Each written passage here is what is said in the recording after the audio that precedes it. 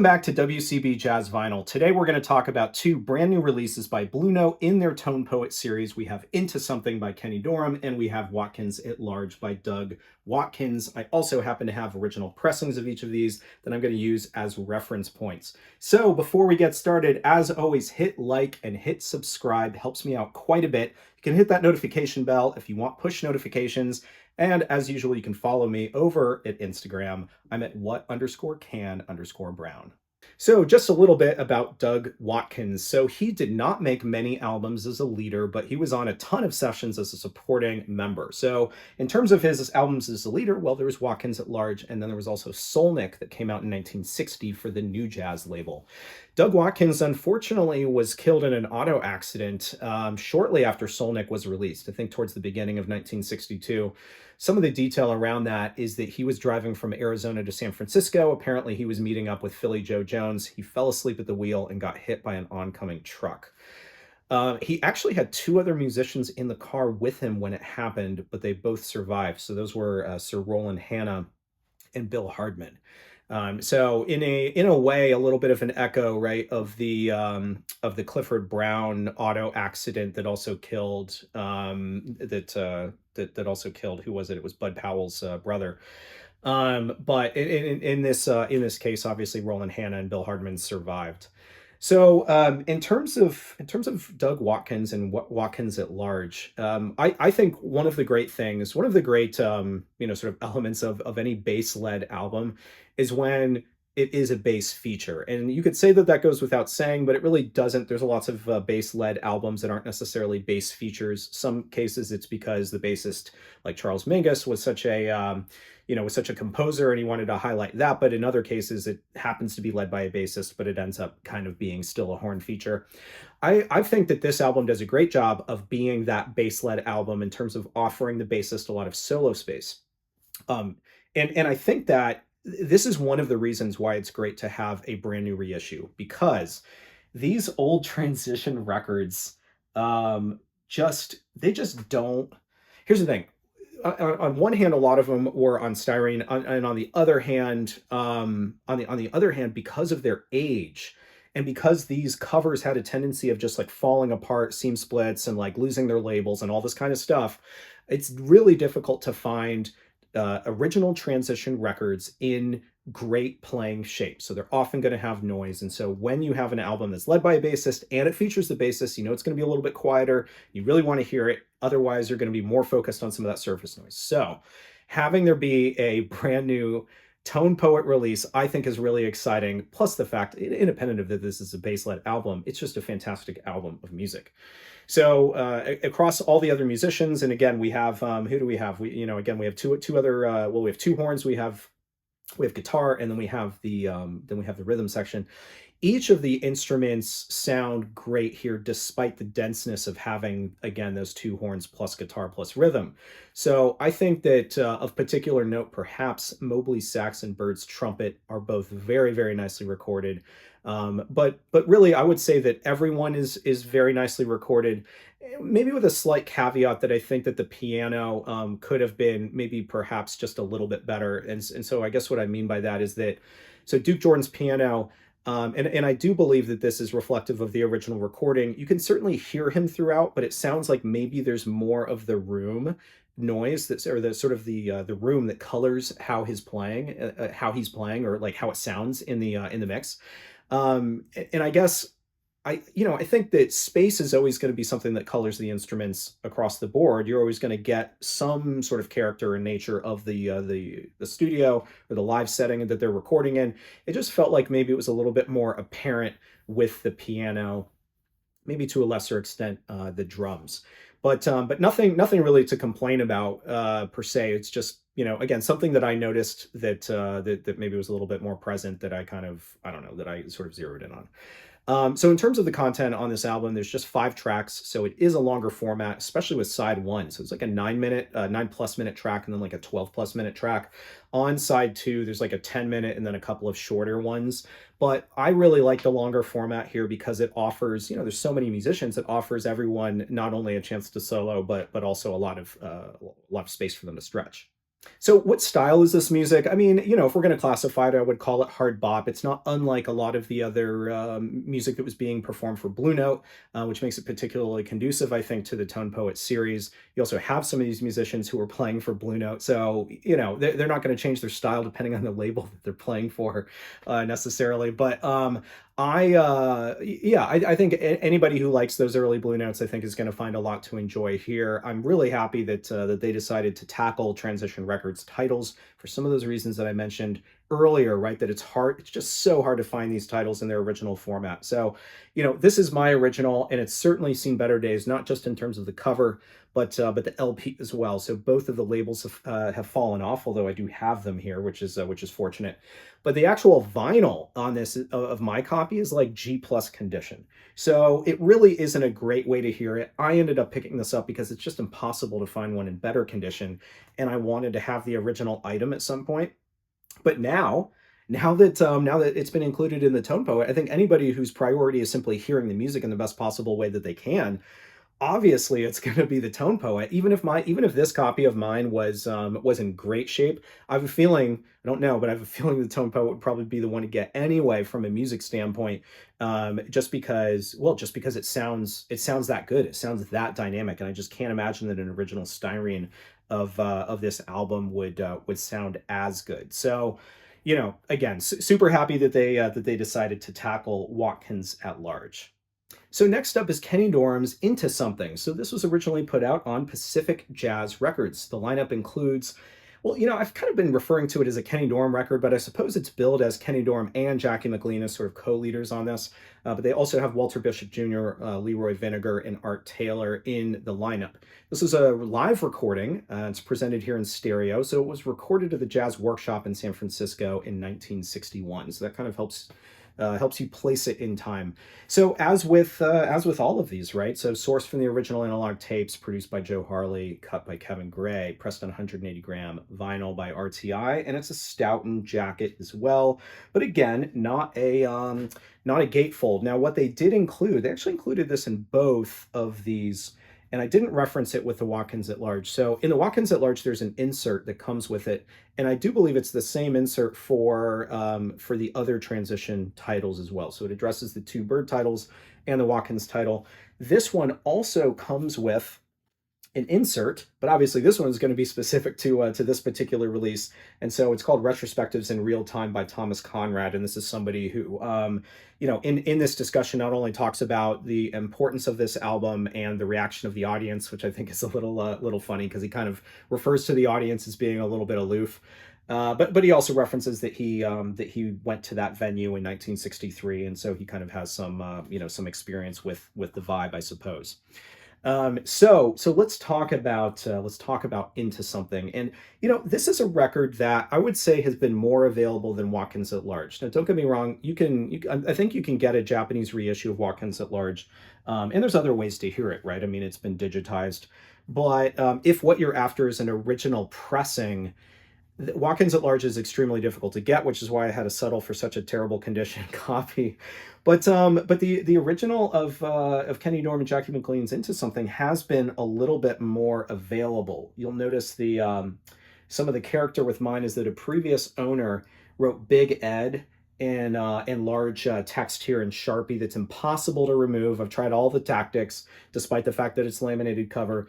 This is a kind of a notorious collector. So if you buy a lot of vinyl on eBay, you'll come across Big Ed copies, and Big Ed copies always have in huge letters Big Ed written on it, and no one can remove it. And it's just a collector who decided to brand essentially each of his records. But fortunately, both for this comparison sake, but also also just for the sake of having like a playable copy, the vinyl is in excellent shape here. So let's talk about this in just a little bit of detail.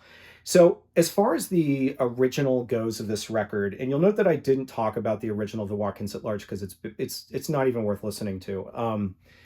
in my opinion. So on the original of Into Something, what's most apparent, I think, is that it's a very bright sounding record. The drums are super crisp, even on the original, with a lot of like detail in the hi hat.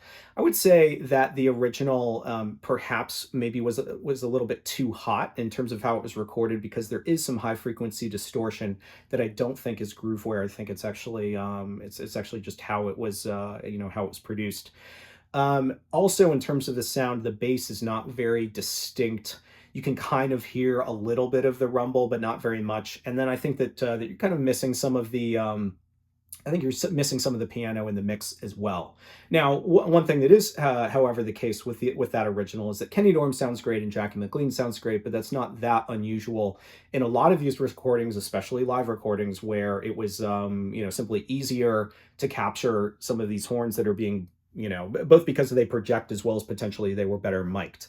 So, otherwise, even just listening to Kenny Dorham here, I personally think that this is some of the best that Dorham was ever recorded, or some of the best that he sort of sounded. So, one of my criticisms of some of his work is that his tone has a lot of like airiness to it. And you could just say that that's simply his tone, but I think some of the rasp isn't necessarily always as, I don't know, desirable, I suppose. But if that was just the way that he played, and that was his tone, then that's fine. However, on this album, he's much more. It's a much clearer tone. It's a much prettier tone. It doesn't have as much of that airiness to it. And I think that I think that any way you can hear Dorham in any format is always a great experience. But I think that here is some of his clearest, sort of most beautiful playing that I've heard on really any album. And so the fact that it's a live one, I think is interesting. So to the point that it's a live album, you do hear some of the audience here, but it's not very distracting. Now, on a lot of live jazz albums, a lot of the clapping is left to the end of the song, and I don't know if that's something that maybe the audience was instructed to do by those who were recording, and maybe they were prompted to say, "Hey, everybody, be quiet."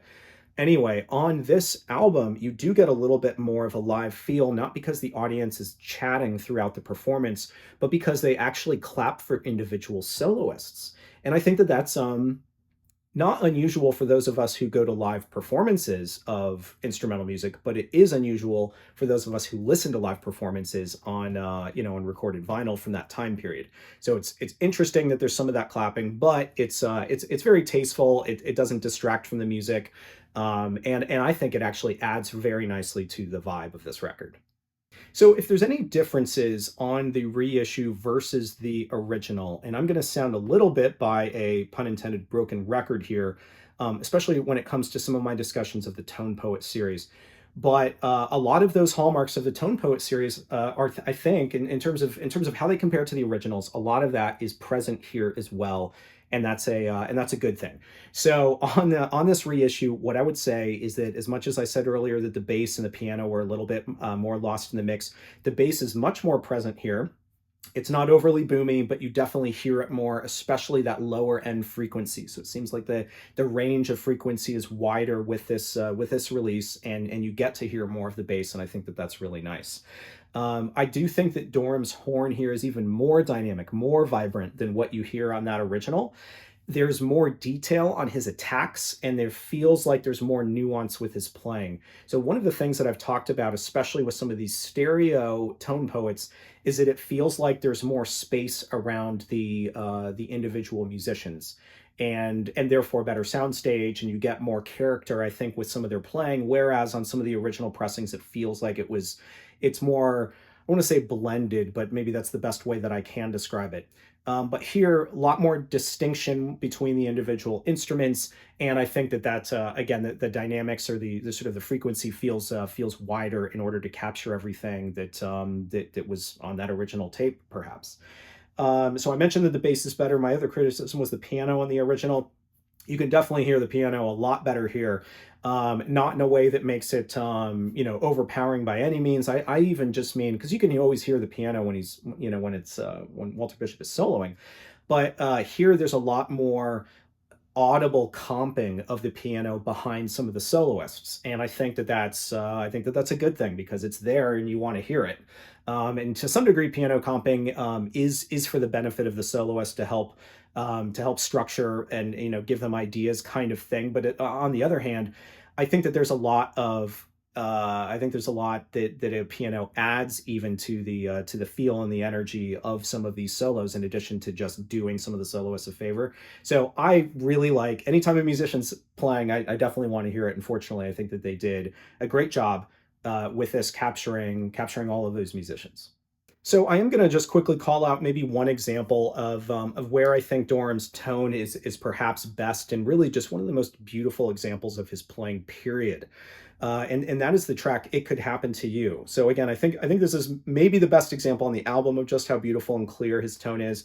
But again, I think I just think it's a highlight overall. Like if you're thinking about all of the performances of Kenny Dorham, and there's so many amazing ones. And lately, we've been treated to so many reissues of his material, whether that he plays on or that he's a leader, which I just think is so exciting. But to have this example of his playing, I think is just particularly great. And this also really was a little bit of a transitionary period, I think, for music that was maybe between hard bop and not necessarily post bop, but something that was a little bit different, right? So 1961 is right around the period of time where there was a lot of innovation being offered by folks like Eric Dolphy, right, or Mal Waldron, or even Ornette Coleman, and so the music was kind of changing. Even Jackie McLean, who's a co-leader here, right?